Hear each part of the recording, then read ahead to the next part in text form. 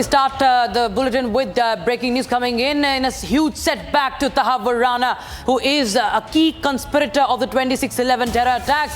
The U.S. court has now ruled that the mastermind of this terror attack in Mumbai, carried out by Pakistan-based Lashkar-e-Taiba terrorists, could be extradited to India, where he is wanted. U.S. court has said that Rana's offence within the extradition treaty terms between the United States and India. Panel has held that India provided competent evidence to support that Tahawwur Rana committed the charged crimes. His appeal has been dismissed, viewers, and it's a big victory for New Delhi. In the 26/11 Mumbai attack trial, the plotter may be extradited. There is now a good chance for him to be extradited to India. Tahawwur Rana, a key plotter of the 26/11 Mumbai attacks, where hundreds and thousands of Indians were killed, they were targeted, and the mastermind, he could be now extradited. That is the big breaking that we are getting right now. So it's a big boost for India's attempts again to bring justice to the victims of 26/11, viewers. And he is a Pak-origin man who is involved in the 26/11 terror attack. U.S. court has ruled that he is extraditable to India. That's a big update and a major setback for the Pakistani-origin Canadian businessman Tahawwur Rana, who is a terror conspirator, and he could be extradited to India. He's a conspirator, 26/11 conspirator, and Senator Shravan Sen joins us on the broadcast for more. Shravan, of course, a big win for New Delhi. But how does New Delhi now go ahead from here on? It's a big opportunity for India. What happens next?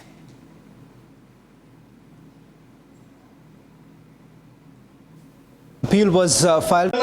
Tahawwur Rana has still one option to challenge the order of the district court which has been passed by 3 judges. He has still option. But according to the American law, the scope of such appeal is a very, very narrow and limited to the extent when the question of law is involved. Now here the district court in its finding has clearly set up that as to how Tahawwur Rana's case is important so far as the criminal conspiracy, how Indian charges are very prominent. I must say that the American court has said India has shared us a competent evidence. The word used by the 3 judges is a competent evidence. It means that there is a much force so far as the allegation which India has made against the Tahawwur Hussain Rana. So I must congratulate the agency people who have marshaled the entire evidence against the Tahawwur Rana in American court, and ultimately the American court has also shared our views just to nip down the whole criminal conspiracy. Mr. Nikam, I just also want to, perhaps share this with all our viewers, because we as young crime reporters have seen the way you have argued this in the Sessions Court.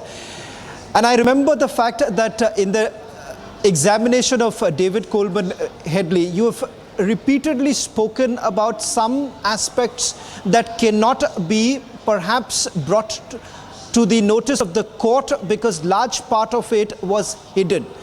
Today, when you see this larger picture, years after, what is it that you believe that you could not do earlier, perhaps now will come out in the public? Will perhaps the global community really take cognizance of? And what are the lessons that are we really learning from the trial that has taken place so far? Dear friend, frankly speaking, I don't want to share what will come out on the camera, because certain things are to be kept in secret. But I can assure you, our viewers, that David Headley has given certain sensitive revelation. It is not only sensitive revelation, it is corroborated by the documentary evidence.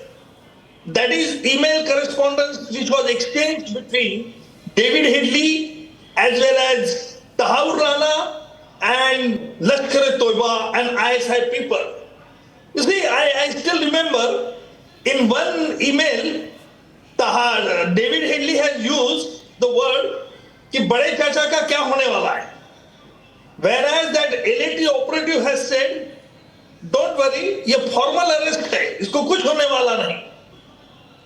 बड़ा चाचा means Hafiz Sahi, and that reinforces our argument as to how the Pakistan army is trying to save Hafiz Saeed and Tahawwur Rahman Lakwi. Similarly, in another email, David Headley used the word as what is going to happen about a small uncle.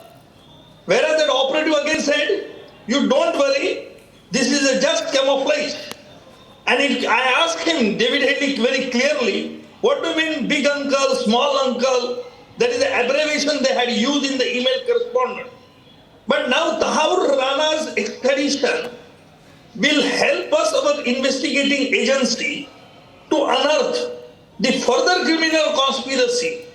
Because after the terror attack of 26 November, we have used the many checks and the counter checks to foil such type of attacks in future by any terrorist organization. So I think Tahawwur Rana's extradition will be more beneficial and helpful to the India. One final question, Mr. Nikam, before I let you go, because I've seen the number of dossiers that you and the Mumbai crime branch essentially worked on. And over the years, these dossiers were basically handed over to Pakistan, hoping that they would really act on it.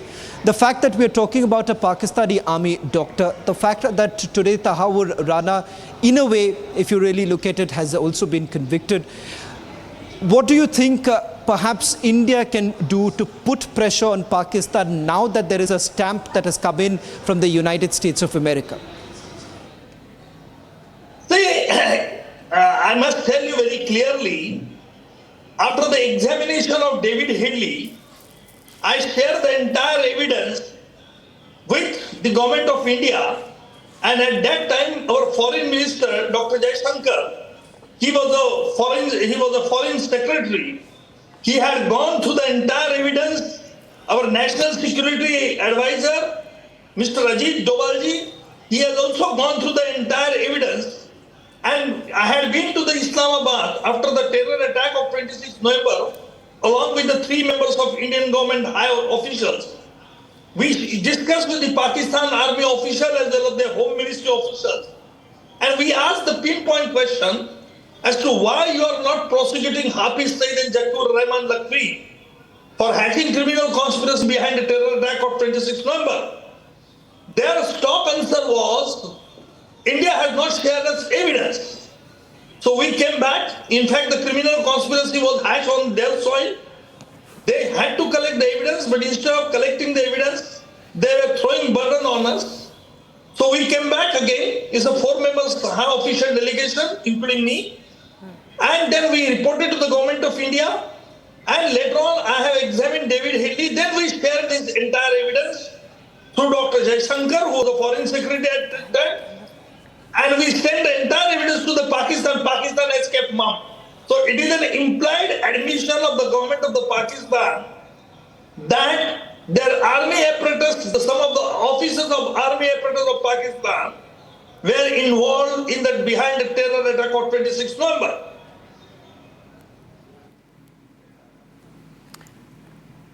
Right, Ms. Kanikam, thank you so much for joining us on Republic TV, and Shravan Sen there from the newsroom on this significant development that is coming in from the United States. Of course, New Delhi will be now looking forward to speed up this process of extraditing the 2611 conspirator.